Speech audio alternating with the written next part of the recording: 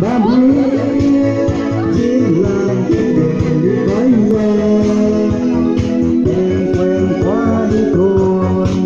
vậy mà em làm cho tôi hoài.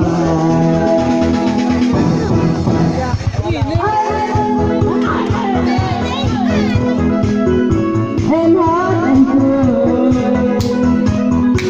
anh đang sống xin đừng để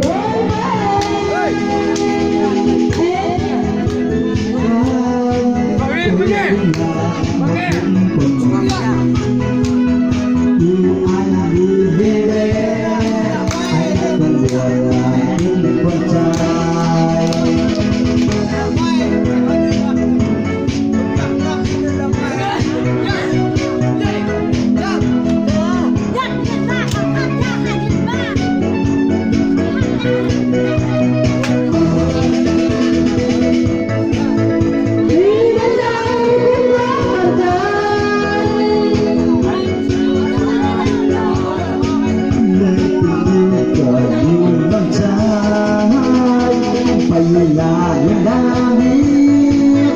nhưng làm quen được đi với